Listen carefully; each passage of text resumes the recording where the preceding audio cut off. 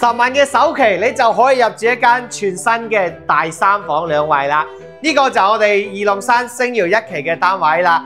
咁我哋呢個陽台景觀咧係一個西南向嘅，睇到成個花園嘅景觀嘅。呢個景比較靚嚟㗎，而且呢個係一個中層單位，睇呢個花園景更靚啦。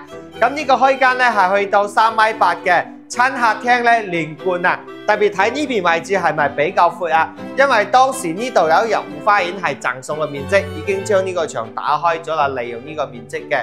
咁呢邊咧就係我哋嘅大門入戶啦，裝修陣時咧都整咗一個鞋櫃喺入邊噶啦。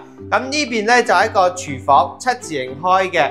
咁業主咧已經將生活陽台咧都利用埋呢個空間啦，廚房嘅空間顯得更大噶。成間屋嘅光線咧都係比較明亮嘅。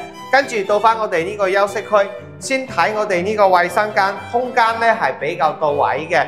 跟住呢個係一個兒童房啦。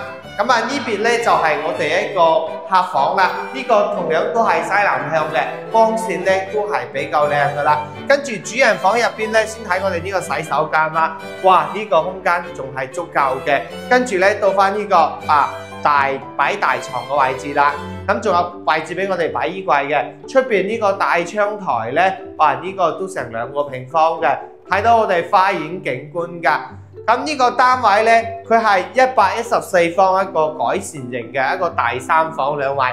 咁目前呢個裝修呢，都係比較現代化、比較輕奢風一種裝修嚟嘅。咁你只需要俾10萬蚊嘅首期啦，月供去到3300蚊，你就可以做業主噶啦。如果你中意呢個單位嘅話，直接可以聯繫君仔過嚟現場度睇就 OK 噶啦。